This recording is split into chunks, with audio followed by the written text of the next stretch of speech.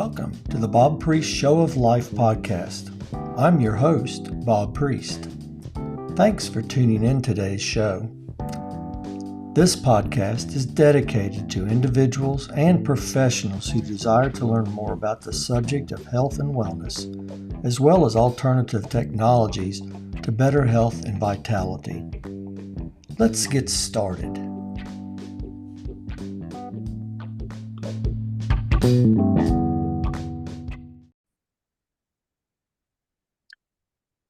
Hello and good morning and welcome to our show. This is the first in 2024. For those who are tuning in for the first time, my mission has been to educate and to expose my audience to alternative and more holistic approaches to better health and other modalities. Today, I'd like to welcome my guest. She was born in upstate New York. Dee Dee was an ultrasonographer and echocardiographer for 25 years. And about halfway through her career, she made some changes, which she'll explain in a few minutes. She's a graduate from IIN with gut health. The specialty was what she spent her time with. She's a member of the American Association of Drugless Practitioners, which I liked hearing. After many years of looking at disease, pain, and suffering through her work, she made a career change to a more positive outlook for life. So welcome, Dee Dee DiMino. How are you this morning? Dee Dee DiMino. Thank you, Bob. Thank you for having me. I'm sorry. I'm DiMino. Okay. It's my Southwest Virginia coming out in me. Oh, tell us a little bit more about yourself. So like you said, I was an echocardiographer, ultrasonographer for 25 years, where we would help the doctor by looking inside the body to see if there's any disease processes going on. If there was, they would either give them medicine or do surgery. So I wanted to be on the other side of the fence and help people prevent disease, prevent surgery. And that's why I got started into my career. That is awesome. So during your early career, what kind of issues did you see coming in on a regular basis that you just started realizing that there's a better way, and you started that kind of started turning you into a new direction? What did you keep dealing with in your practice? Well, a lot of carotid stenosis and things like that, which all comes down to, diet and lifestyle.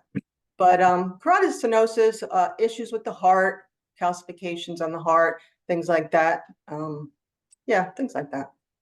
So in that 25-year span, and you started seeing things like you just mentioned, when did you realize that there was a better way to approach that than just the old traditional throw a bunch of medicines at a patient and hope that it sticks?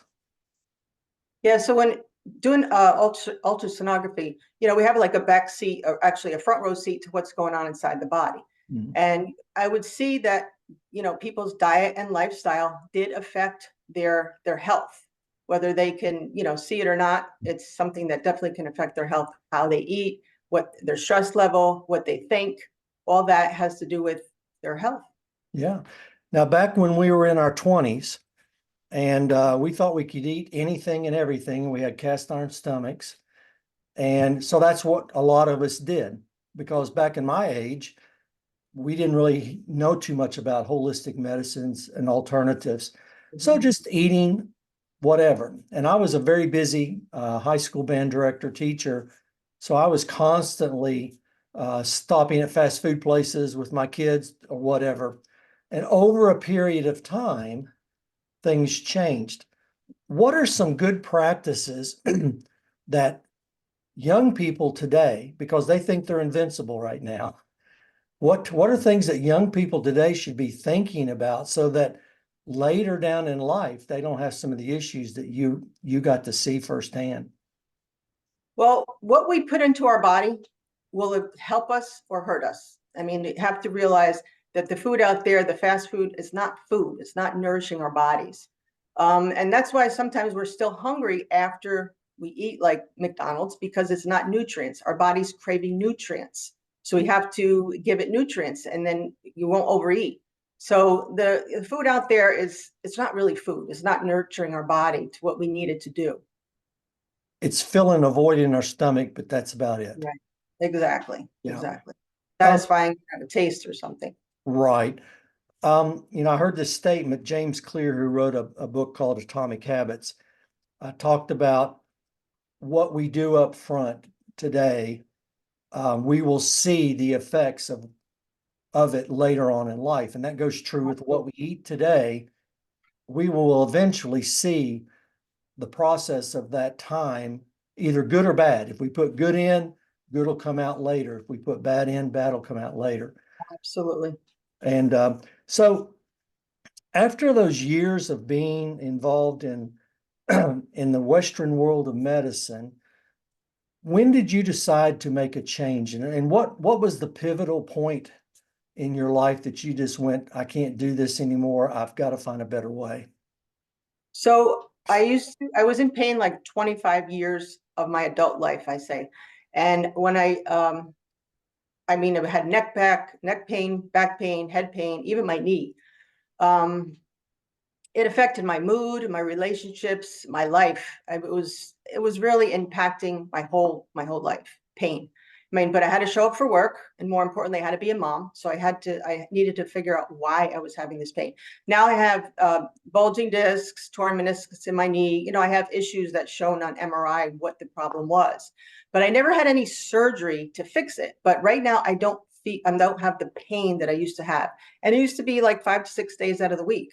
I tried acupuncture, rolfing, chiropractic, massage.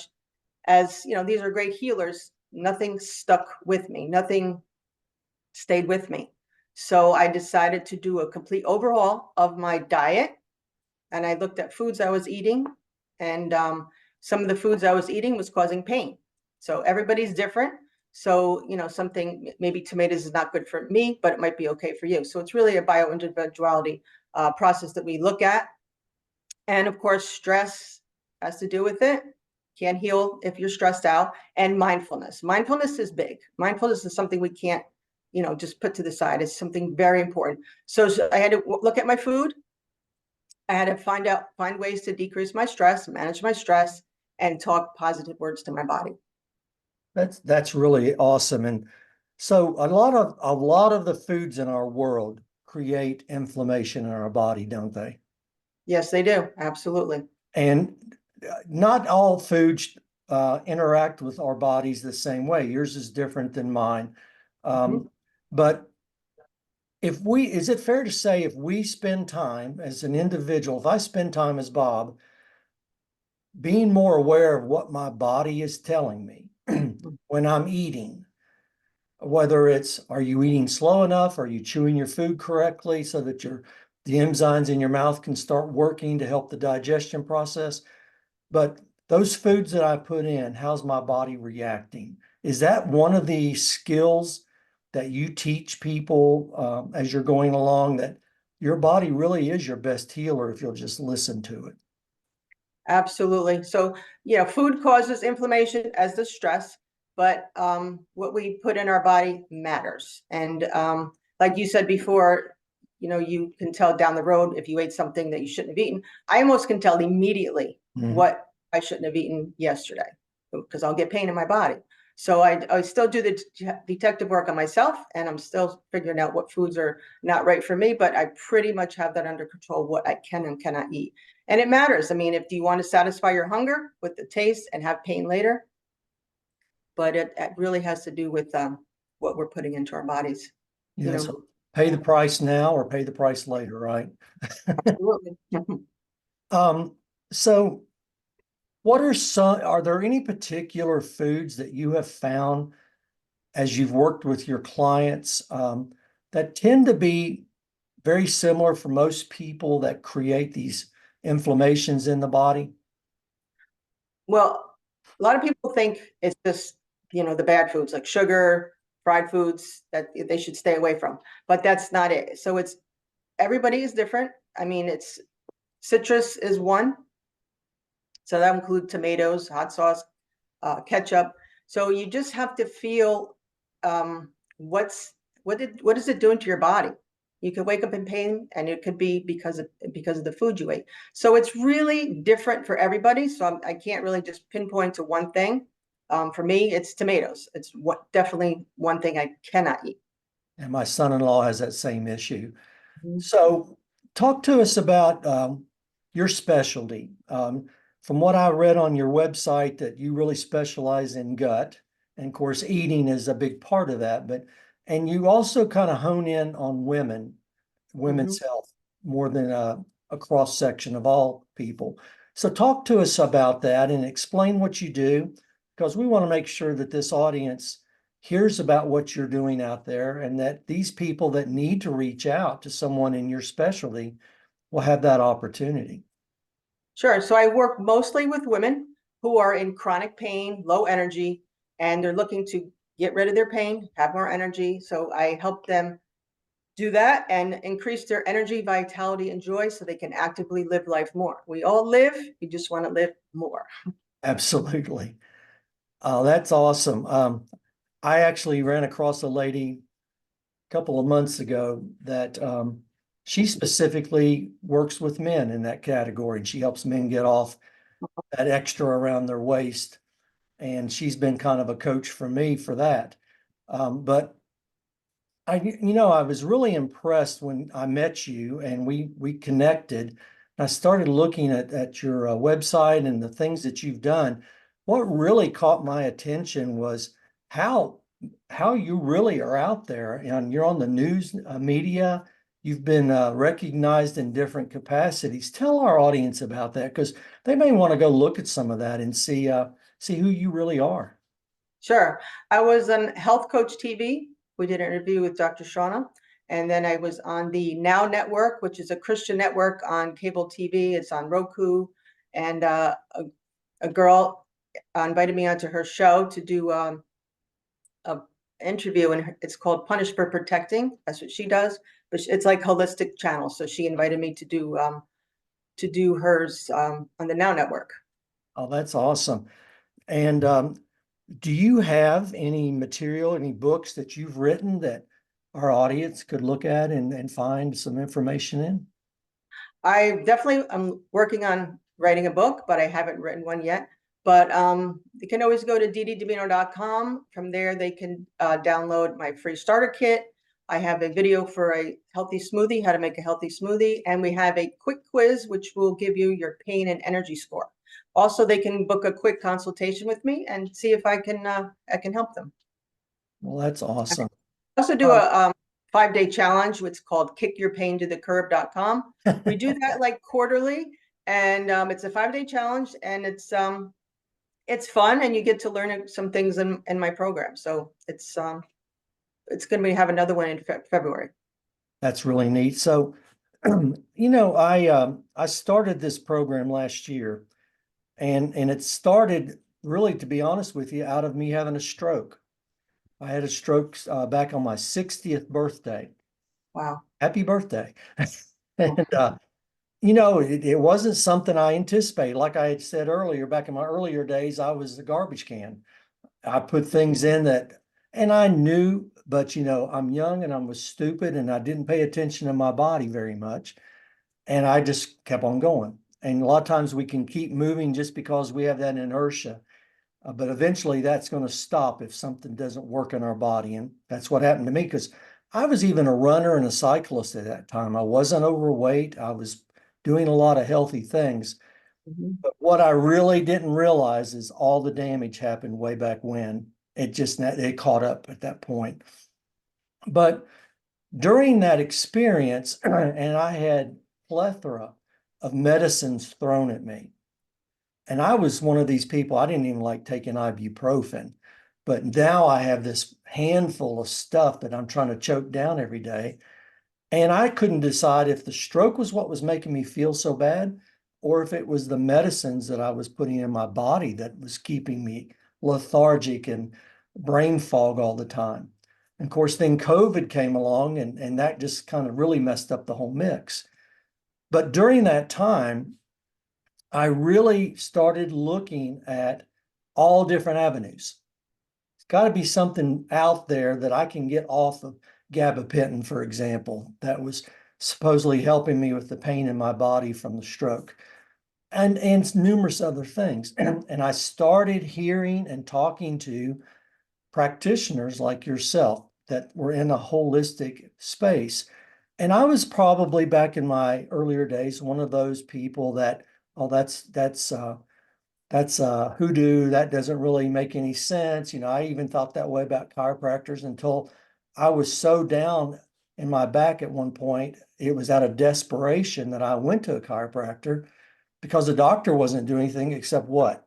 Throwing another pill at me. Mhm. And from that experience with that chiropractor, my eyes were opened because I crawled into his office and at least walked back out, still in some pain, but over a period of 2 or 3 weeks with that chiropractor, I was back upright and feeling better. And anytime I have an issue, that's where I go first. And it's not what people think. It's a whole more holistic approach to our bodies, just like what you bring to the table. So why should our audience start paying more attention to the practitioners that are out here that have looked into, have spent time really understanding our bodies and the different ways that certain things, whether it's food related, environment related, etc., how those have an impact on our body negatively or positively. And you don't always have to throw pills down your throat to take care of the problem. What do you say about that? So it's good that you realize that it could be the medicine that was doing it to you, making you tired, and not just, that you followed your intuition and your gut. But, really at the root, we are all supposed to be healthy and well. That's our natural state. So we need to look into that, follow our intuition, listen to our bodies. Listening to our body is huge. I mean, if you have a pain, what is it from? It could be from food, it could be from something else, but we have to look into what we're putting into our bodies. That's the biggest thing, is what we are putting into our bodies, what we're doing to our bodies, whether it's too much stress. No doctor can give you a pill and make it work if you're stressed. So that's a big part of it. A lot of doctors do still, holistic doctors look into the stress because they know it's that important.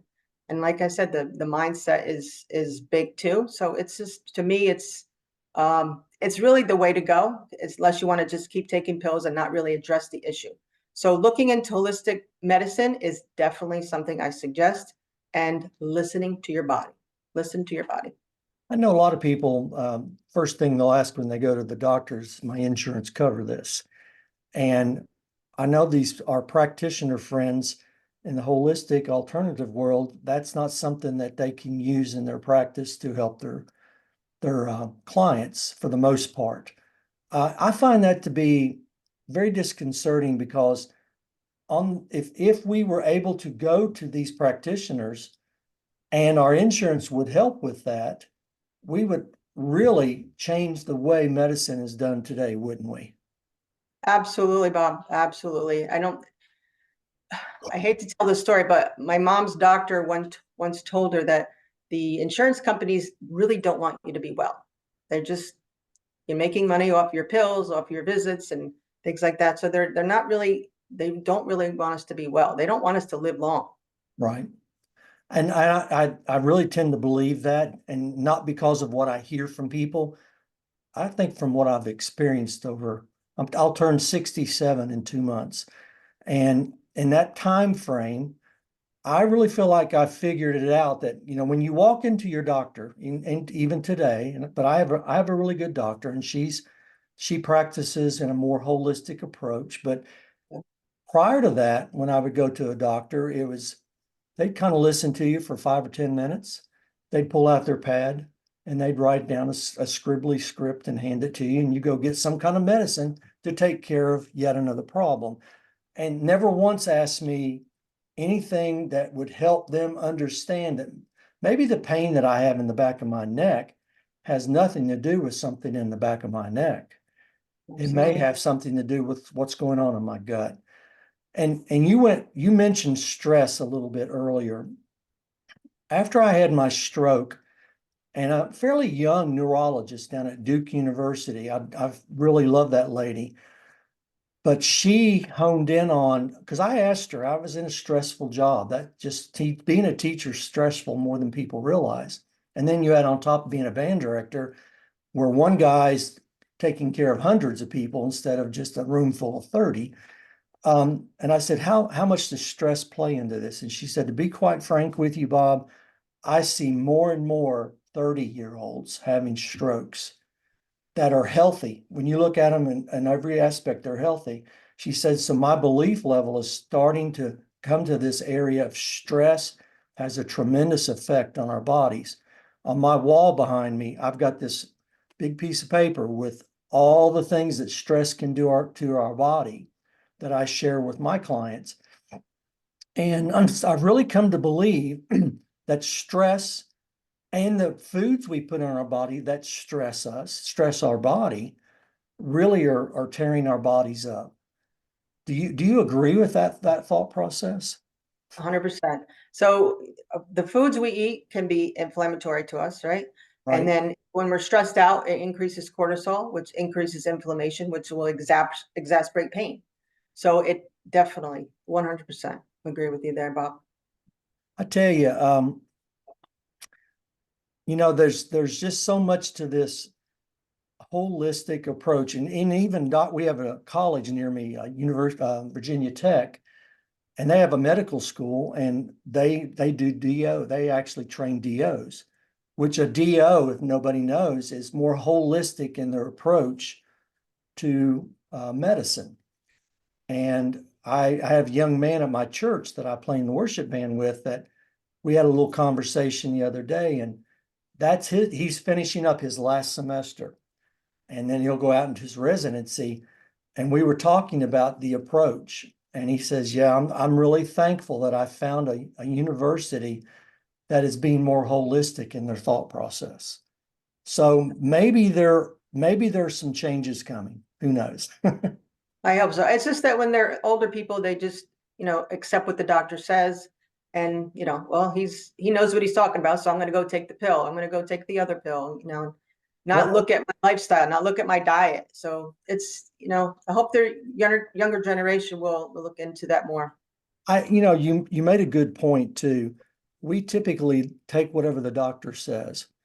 Um, I especially after I had the stroke, but I was doing it before that, but especially after that, when I walked into my doctor's office, I had a list of questions. And if they said, we're going to give you this medicine, I had a conversation. I asked why. What is that going to do for me? How long do I have to stay on that? Is that something that will take care of the initial issue so that we can get to the root cause? And I don't think as a people, we don't feel like we can go into a medical professional and do that, but it should be a conversation between the person that's helping you with your problem. And I'm sure, because I've run into a lot of holistic practitioners, you ask a plethora of questions before you ever even think about making any form of suggestion or diagnosis. Am I right? Absolutely. Absolutely.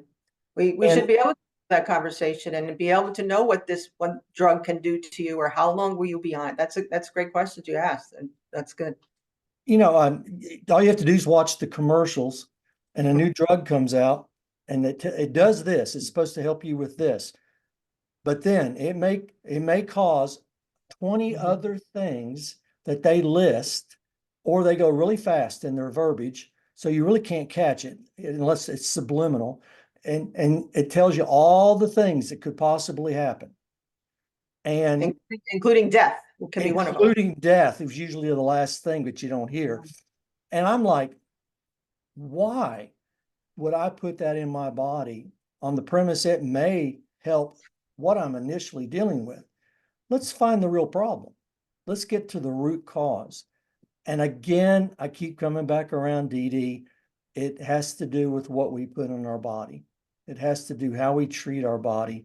And it's our temple. It's the vessel we have. It's all we had to live with. If we don't take care of our body, it's the only place we have to live. Eventually we can't live there anymore. So, um, Point. Good point.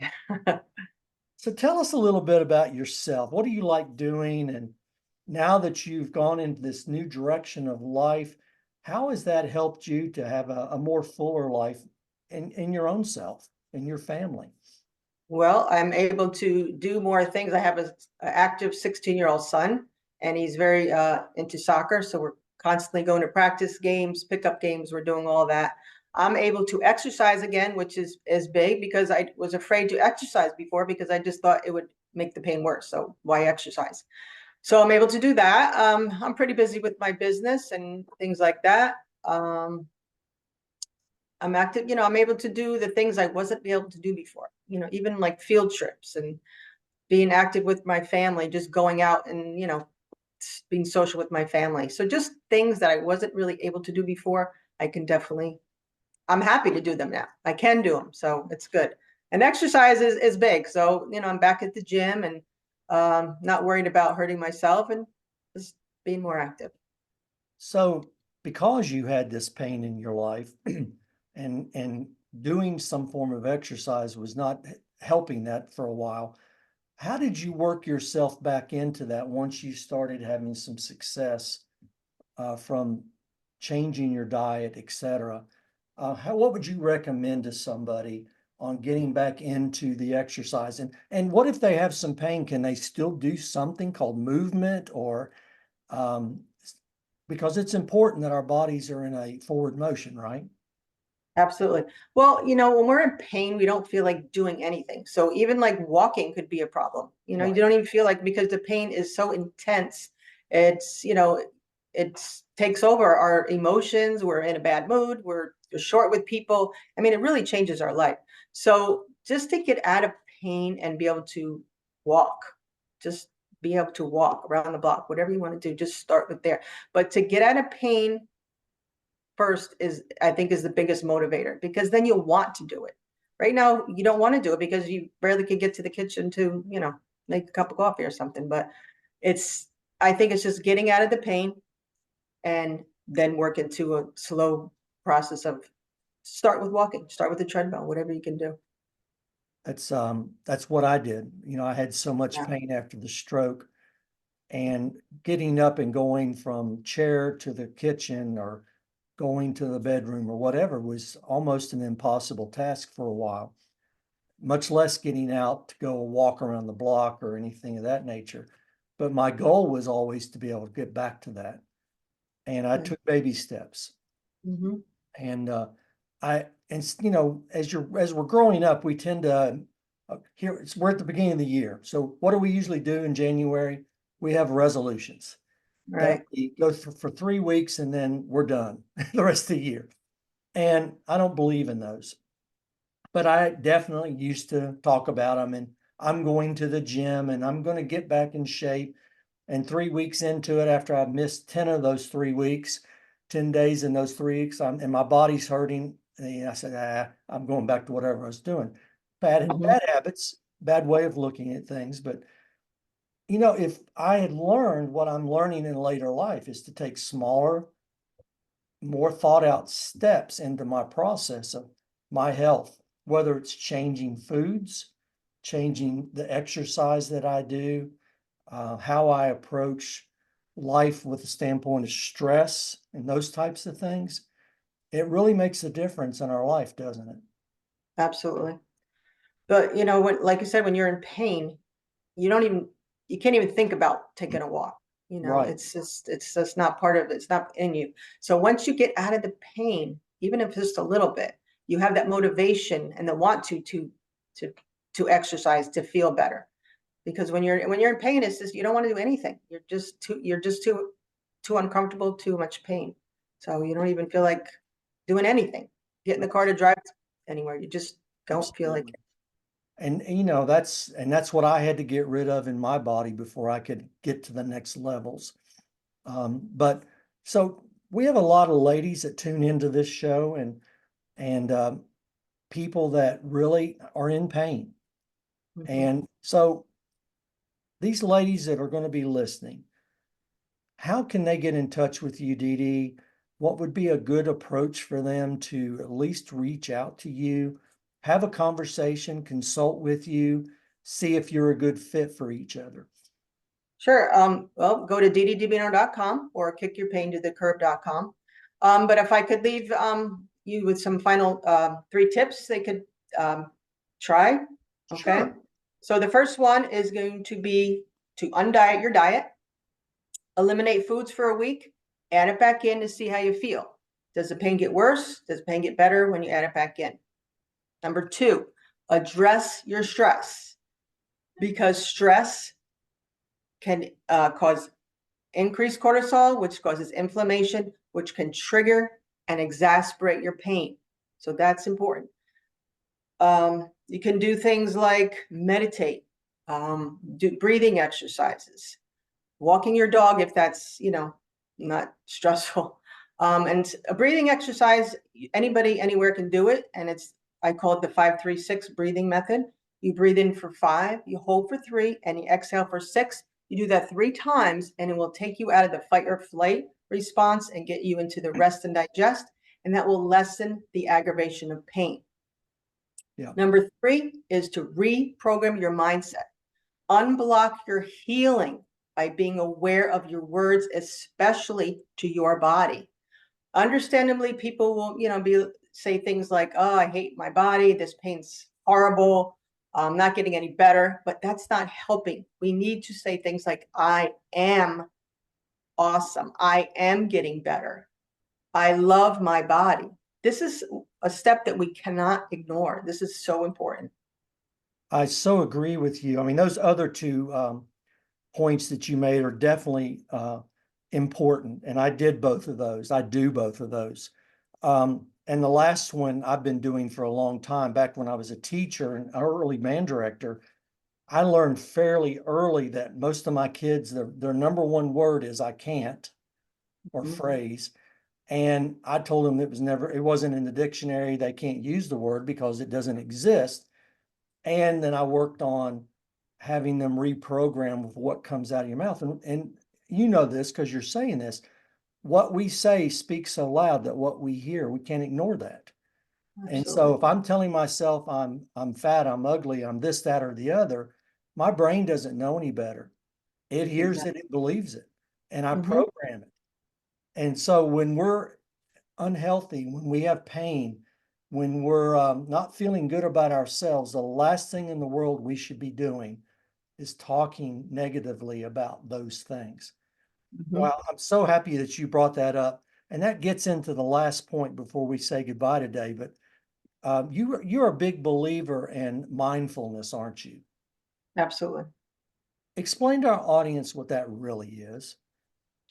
Well, when you're negative to your body, we talk bad things to your body, your cells are listening, and your body will react to what you're saying to it. So being positive, saying those words, even if it sounds silly or funny, say those words. I always say, look into the mirror, take 10 seconds every morning, look into the mirror and say, "I love you," and state your name, and just look into your eyes and stay there for a little bit, because that will help unblock your healing process, which is my 3rd big step. Unblock your healing by being mindful of your thoughts and your words. You can't just joke around like, saying things like that, like "I am fat." Your body's going to pick up on that and you're going to go with it there. You just have to say the positive things, believe what you're saying, and say positive things to your body. Absolutely. I love the mirror talk. I love the mirror talk. I think that's so important. I think you give some excellent points. So I'm just going to say these again. Our first one is delete foods to see which foods are hurting your body, and then you can implement back in other foods that you seem to do well with. Is that correct? Right. Take it out for a week and then add it back in. See how you feel. Yeah. Common sense to me. Number 2 is address your stress. Real big one, because we're all stressed and we're all in different forms of stress all throughout our day. But there's some really great techniques, and Dee Dee uses a breathing exercise, and I forget, you said 5-3. 5-3-6, yeah. 5-3-6. The one I use is 5-5-7. Same principle.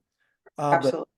that slows you down. It helps you to get into a different state, and it brings you back into the next and last thing is reprogramming your mindset and being very mindful of what you speak, what comes out of your mouth, and how you articulate to yourself first. You can't possibly help anybody else if you don't help yourself first. Absolutely. I always use the analogy in the airplane. They teach you before you take off that if the masks fall out of the top of the plane, the first person that you put the mask on is who? Yourself. Yourself. Because if you can't breathe, you sure can't help the children that are sitting beside you, because Right. eventually you're gone, you're out. They need your help. So help yourself first. So the first person we should help is ourselves, and Right. be mindful of that. Dee Dee, this has been really fun getting to meet you.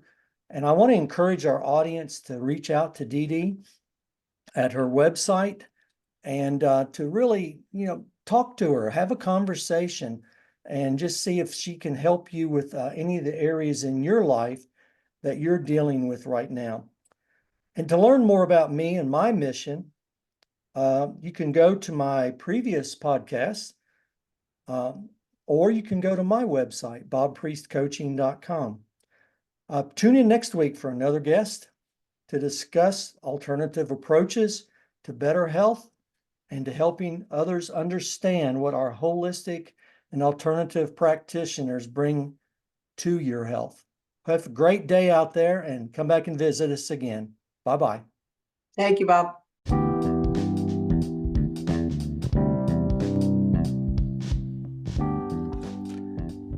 Hey everyone, thanks again for checking into today's episode. If you're listening on iTunes or Spotify, Apple, leave me a 5-star rating if you so choose, and if you enjoyed the show. I'm so grateful that you're spending some time with us and listening to our podcast. If you need to get in touch with me to learn more about my passion to inform and educate about alternative methods and modalities of healing, you can go to www.bobpriest.life. That's BOBPRIEST.life. While there, check out a blog or two and listen to other podcast sessions that I've had in the past. Guys, have a great day, and thank you so much for joining in.